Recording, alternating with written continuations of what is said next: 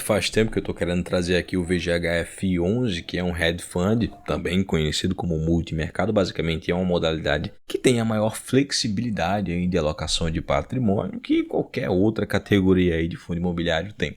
Exemplo, o hedge fund ele pode investir em CRIs, debêntures, SPEs, FDICs, ações e outros fundos imobiliários. Então, dá para ver que é uma categoria dentro dos fundos imobiliários que tem aí uma gama enorme de investimento. E assim ele consegue também aproveitar os ciclos econômicos e, consequentemente, de cada ativo. Isso faz com que esses hedge funds consigam mesclar a estratégia entre rendimento e valor. Valorização de ativos e ganho de capital com a venda, lógico, né? Eu falei de maneira bem simples, mas a gente vai observar isso na prática e ainda conhecer melhor e se atualizar também sobre o valor a Hedge Fund Fee, né, o nosso VGHF11.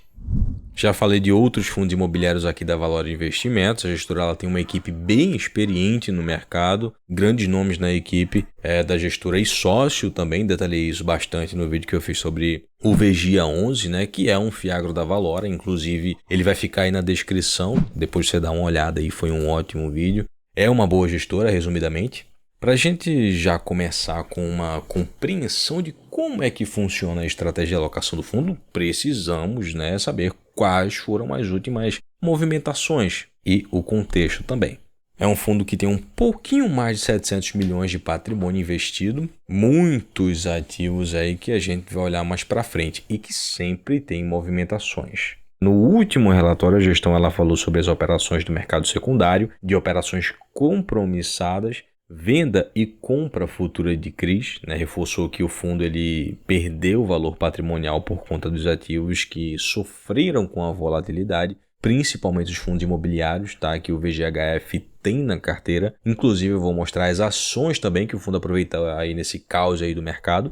E falando nisso, a gestão também fala sobre a carteira de valor. O fundo tem 2 classificações para ativos na carteira, que faz parte dessa estratégia, que são os ativos para rendimento e os outros ativos classificados como valor. Os de rendimentos são alguns FIIs e os papéis, é lógico, os CRIs. E os de valor são ações e alguns fundos que a gestão vem aproveitando esse caos no mercado para poder pegar ótimos negócios a preços descontados, como donas de shopping centers e properties também. O fundo também vem aumentando a exposição nos últimos meses em CDI, o que é muito bom. Há 2 meses atrás, mais ou menos, a carteira em CDI não chegava nem a 49% e agora já está em 51%. Teve nos últimos movimentos aí venda de CRIs em IPCA.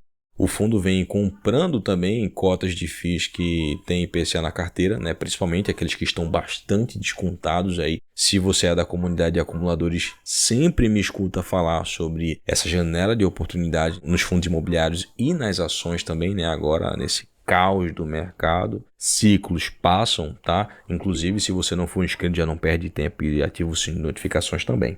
Deixando já evidente os últimos movimentos do fundo, vamos olhar agora a carteira detalhada do fundo. A maioria dos CRIs eles são ligados a empreendimentos residenciais, como você pode observar aí. A maioria está indexado ao CDI. O fundo tem aí um equilíbrio que é como um feijão com arroz, Para quem não acompanha o fundo, ele vem há alguns meses já aumentando a exposição em juros, Esses papéis aí do segmento BTS, para quem não está familiarizado, é basicamente os que atendem aos interesses do locatário como uma expansão de um imóvel, geralmente de logística, ou até mesmo uma reforma. Tem aí um CRI de shopping pulverizado, basicamente são CRIs que tem mais de um devedor e apesar do risco tem lastro na operação. E também tem CRI aí de infraestrutura. Os papéis em IPCA não têm taxas absurdas para os empreendedores, mas também não são taxas lá muito baixas, Eu diria que, dado o acompanhamento, é um risco bem moderado.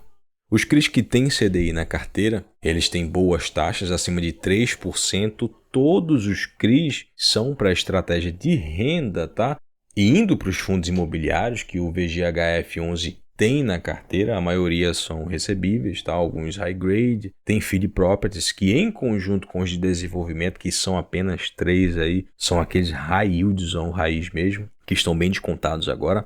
A maioria desses fundos imobiliários estão com uma estratégia de valor e a minoria para renda, mas de qualquer forma recebem rendimentos. A gestão vem aí aproveitando bastante essa janela de oportunidade na bolsa, o que é muito bom. E já aproveitando isso, as ações que o fundo tem na carteira são, na maioria, companhias donas de shopping centers, inclusive tem aí um destaque muito especial, tá? Que eu gosto muito dessa empresa, que é a BR Malls, também a BR Properties e também a Multiplan. Ambas as empresas estão super descontadas e vêm acumulando quedas na bolsa, né? Essas ações estão aí na estratégia de valorização. Claro que com um preço delas aí na bolsa, seria loucura não aproveitar essa jogada, né? Ambas são líderes de mercado. O fundo tem aí cotas de 3 SPEs, que é a Sociedade de Propósito Específico em Empreendimentos Residenciais, e os FDICs, que são 4 residenciais, um home equity e um FDIC de recebíveis. A maioria desses FDICs são da Valora, tá? Especificamente 51,5% é CDI e o restante, que é 48,5% é IPCA. Esses CRIs, observa bem, eles têm proteção contra a deflação no curto prazo. A maioria que é protegido leva em conta apenas a variação positiva, né? Nesse caso é 25,3%, né? Ele tem esse mecanismo aí. E 3,9% tem a variação positiva com compensação. Basicamente, é quando tem aí uma variação negativa no índice de inflação e adota-se zero. E é compensado com as variações positivas do IPCA nos meses subsequentes. Mas enfim, 63,2% da carteira está alocada em CRI, 24,7% são outros fundos imobiliários, 6,4% da carteira do fundo está em FDICs, 3,6% está em ações e 2,1% é SPE. Para quem ainda não entendeu bem, né, os detalhes sobre a estratégia de alocação, esse é o ponto de atenção, tá? Na estratégia de valor, para ganho de capital mesmo, são 21,7% do patrimônio em fundos descontados, né, que tem aí a maior parcela, FDICs, né, SPEs estratégicas e ações também para aquele tradezinho maroto.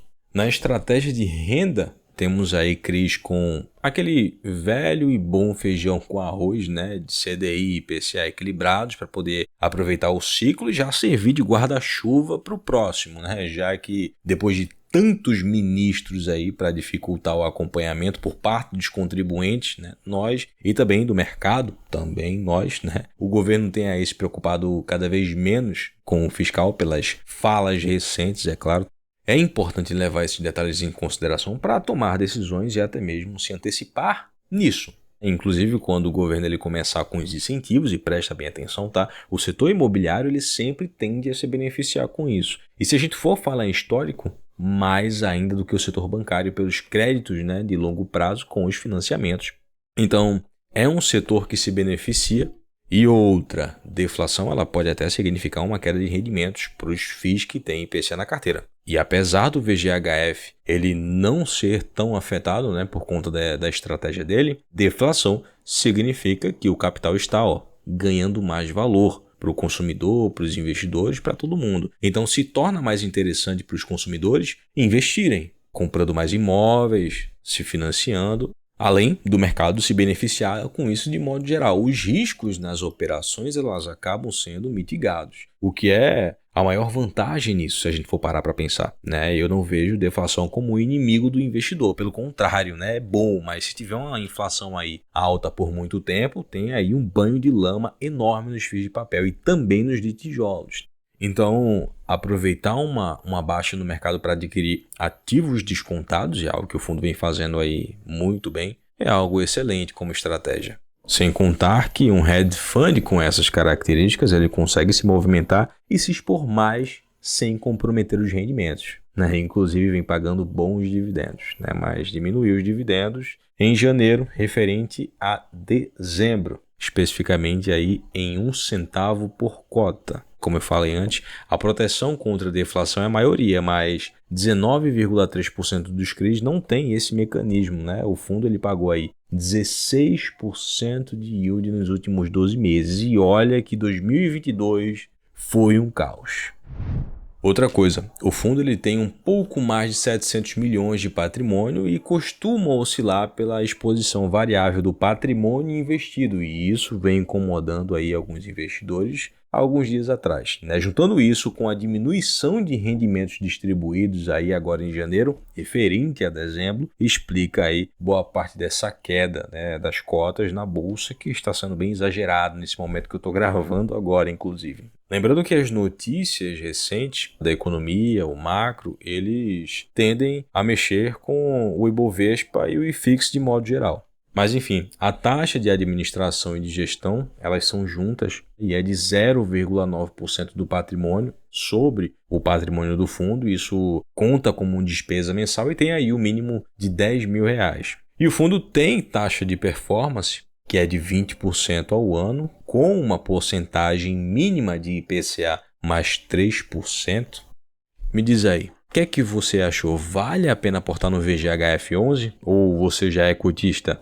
Pô, deixa aí a sua experiência como cotista do fundo, né? Curta, porque isso apoia o canal e mostra ao YouTube que esse tipo de conteúdo é relevante para você. Se inscreva e ative o sininho de notificações para poder fazer parte da nossa comunidade de acumuladores de patrimônio mais ambiciosa do YouTube. E outra, né, os inscritos têm a preferência nas sugestões e até mudança de dinâmica aqui do canal. Olha que moral.